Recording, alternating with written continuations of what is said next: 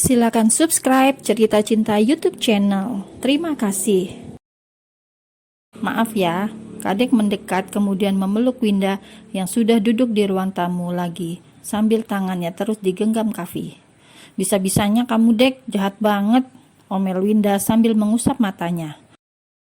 Kadek melempar senyum tipis kemudian memeluk Winda dengan hangat. Iya, maafin ya, gue keterlaluan, maafin ya, pinta Kadek dan terdengar tulus. Meski masih jengkel, kesal, dan marah, Winda pun mengangguk pelan. Kali ini gue maafin, awas kalau lo macam-macam lagi. Ancam Winda, tapi sepertinya sudah bisa bercanda, karena ia juga bisa tersenyum meskipun sedikit. Akhirnya semua damai, dan Selin pun mendekat. Maaf ya, sampai buat kamu syok seperti ini, ucap Selin.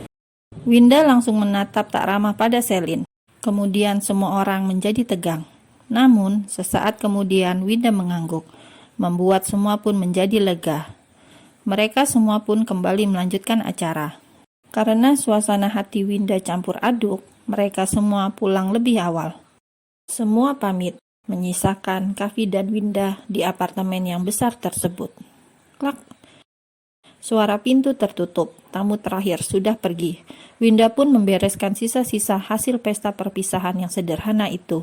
Meski tadi sudah diberesi bersama teman-temannya.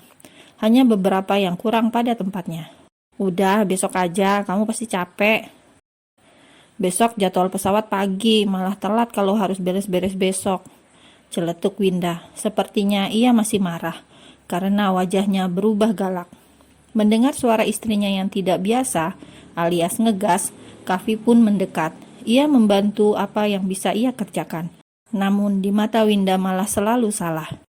Bukan di situ letaknya. Udah, jangan tambah kerjaan aku jadi banyak, ujar Winda yang melihat Kavi meletakkan barang-barang di tempat yang tidak semestinya.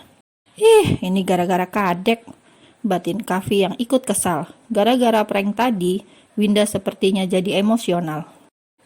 Kan aku bantu, sayang. Udah, malah gak selesai-selesai, celetus Winda galak. Kavi menghela nafas panjang, kemudian masuk kamar. Singa lagi ngamuk, celetuknya dalam hati. Karena Winda tak tersentuh, senggol dikit ngomel-ngomel, ia pun memutuskan untuk tidur.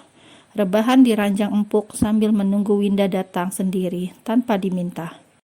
Beberapa saat kemudian, Kavi yang memang kelelahan, ia malah tertidur.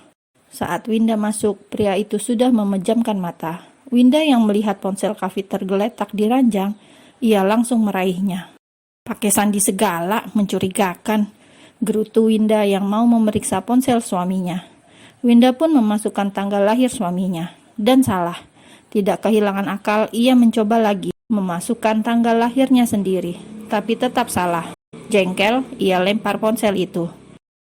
Kavi langsung berbalik, kemudian bicara dengan mata terpejam. Masukkan tanggal pernikahan kita, seru Kavi dengan suara lirih. Sepertinya ia tahu Winda sedang mensabotase ponselnya.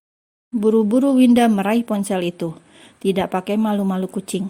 Dan benar saja, memang sandinya adalah tanggal pernikahan mereka. Sempat tersentuh, tapi hanya sebentar, sebab Winda adalah tipe pendendam. Ia masih marah pada Kadek dan juga suaminya. Prank tadi cukup mempengaruhi mood Winda saat ini. Mau cari apaan? Gak ada apa-apa di sana, selak Kavi yang kini sudah membuka mata sempurna. Sedangkan Winda, ia kini fokus memeriksa semua isi ponsel suaminya. Ia memeriksa semua galeri pria tersebut, tapi malah penuh akan fotonya sendiri. Foto yang diambil diam-diam, seperti foto di Danau Hijau saat acara outbound di perusahaan dulu sekali. Mau ia cari-cari sampai berkali-kali, ponsel Kavi sangat bersih. Bahkan kontak telepon Kavi sebagian malah didominasi nama pria. Gara-gara Kadek, Winda malah curigaan begini, batin Kavi yang memperhatikan wajah Winda yang sangat serius saat memeriksa smartphone miliknya.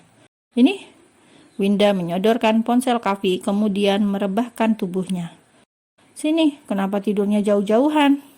Gak apa-apa, sakit hati aja. Kavi tersenyum kecut. Sepertinya Kadek harus diberi pelajaran, ujar Kavi tegas. Seketika Winda langsung beranjak. Ia langsung duduk dan bersandar pada sandaran ranjang. Jangan macam-macam sama Kadek, dia cuma bercanda. Bela Winda tidak mau Kavi menghukum Kadek. Apalagi ia sempat dengar ancaman suaminya pada teman-temannya. Jika sampai mereka pisah, maka Kavi akan membuat semua rekan timnya menjadi pengangguran alias jobless. Kavi pun hanya menggeleng pelan. Bisa-bisanya Winda hanya kesal padanya saja. Ya sudah, jangan marah-marah lagi. Siapa yang marah? Lelak Winda padahal matanya sudah melotot mau keluar. Dan itu membuat Kavi gemes. Langsung saja ia raih tubuh Winda dan langsung memeluknya. Ayo tidur. Gerah, lepasin. Ya sudah, besok aku list teman-temanmu itu biar aku blacklist. Winda yang kini dalam pelukan Kavi langsung mendongak, menatap tajam. Kenapa mengancam? Prosesnya. Dan Kavi hanya mencubit pipinya, membuat Winda mengaduh. Aku ngantuk banget, tidur yuk.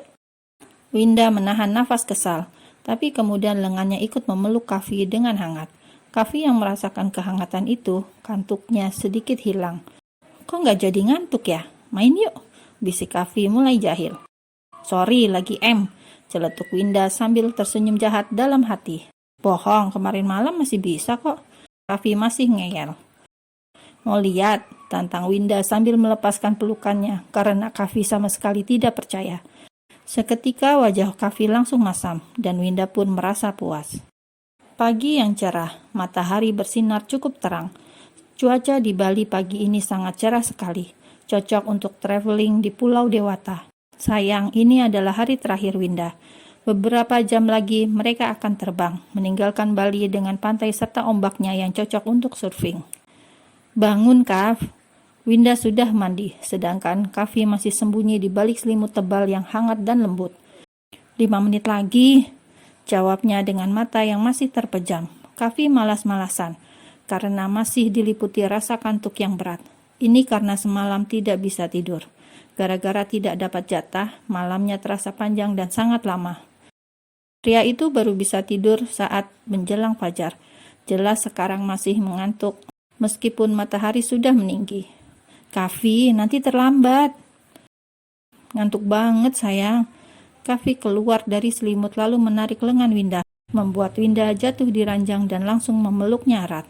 Astaga, cepat mandi, kita bisa telat. Dahlah, biar aja. Aku masih ngantuk, booking tiket lagi aja, ucap Kavi enteng. Winda mendesis kesal, kemudian mendorong Kavi dengan sikunya, membuat pria itu meringis dan terkekeh. Ayo bangun, pinta Winda. Ia berdiri kemudian menarik lengan suaminya hingga Kavi bangun dan berangkat ke kamar mandi. Sambil menunggu Kavi mandi, Winda memeriksa apakah barang-barang bawaannya sudah siap. Banyak sekali yang masih ia tinggalkan, sebab mungkin sebulan sekali ia akan ke Bali. Dan untuk sementara, Winda minta Kadek menempati apartemen ini. Kadek sempat bertanya kenapa tidak dijual, dan Winda hanya tersenyum. Untuk apa juga dijual? Biarlah buat tempat singgah bila ia ingin ke Bali sewaktu-waktu. Jadi untuk sementara, Winda meminta agar apartemen tidak kosong. Kadek bisa menempati, walau awalnya Kadek menolak. Baru juga dipikirkan, Kadek pagi-pagi sudah datang. Rencananya ia akan mengantar pengantin baru itu ke airport pagi ini. Sudah siap? Tanya Kadek yang melihat Winda sudah rapi. Dan di ruang tamu sudah ada beberapa koper besar. Tunggu ya, Kavi masih di dalam. Gue panggil dulu suami gue, ucap Winda. Win, tunggu dulu, seru Kadek sembari mengeluarkan amplop tebal berwarna coklat dari dalam tas Pranda miliknya. Ia kemudian menarik tangan Winda, lalu meletakkan amplop di tangan istri Kavi tersebut. Sewa 1 tahun, gue gak mau tinggal gratis. Ya ampun, jangan gini, Dek. Gue gak sewain apartemen ini, gue gak mau, ambil uang ini balik. Winda menepis uang pemberian Kadek.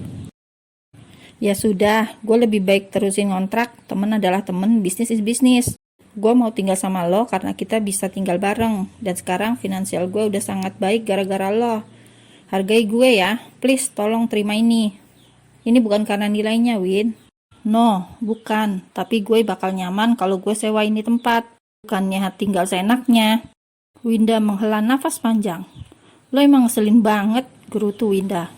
Akhirnya, Winda dengan berat hati menerima uang sewa apartemen.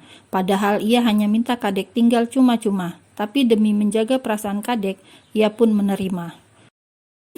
"Kalian kenapa peluk-peluk begitu?" celetuk Kavi yang baru keluar kamar. Ia kesal karena dengan Kadek langsung damai, sedangkan dengannya Winda masih sedikit mendendam gara-gara kasus prank kemarin. Winda tersenyum tipis, kemudian bertanya pada suaminya, "Sudah beres? Gak ada yang ketinggalan? Ayo berangkat, ini Kadek juga sudah datang." "Udah, ayo." Kavi pun menarik koper bersama 2 orang wanita di belakangnya. Airport. "Gue bakalan kangen lo yang ngeselin banget," ucap Winda sambil memeluk sahabat yang paling mengerti dirinya selama ini. "Gue gak kangen, lo kan si perfeksionis yang bikin makan hati," balas Kadek. Keduanya pun tersenyum, tapi ada kesedihan di dalam mata mereka. "Hati-hati ya, cepet merit. Langsung kasih kabar kalau lo mau nikah." "Nikah mulu, pacar aja kagak punya," cetus Kadek. "Cari dong." "Sibuk." "Ih, Pak Yudhistira nganggur." "Asem loh." Kadek menepuk pundak Winda sampai Winda mengusap pundaknya karena sakit. "Sayang, sakit," seru Winda manja. Ia sengaja memanas-manasi Kadek agar cepat cari pendamping. Dasar Kavi yang juga kesal dengan Kadek akibat prank, ia juga kena getahnya. Maka sekalian ia ikut ngerjai Kadek. Dengan mesra ia mengusap pundak istrinya. "Nanti sampai di Jakarta aku pijitin." Kadek langsung melengos. "Dasar pasangan bucin," batin Kadek. "Sudah sana, kalian nanti telat." Kadek pun mengusir pasangan pengantin yang suka mengumbar mesra tersebut. "Oke, dah, bye." "Ya, bye, sampai ketemu lagi." Keduanya melambaikan tangan, kemudian menghilang di antara kerumunan manusia yang memenuhi airport.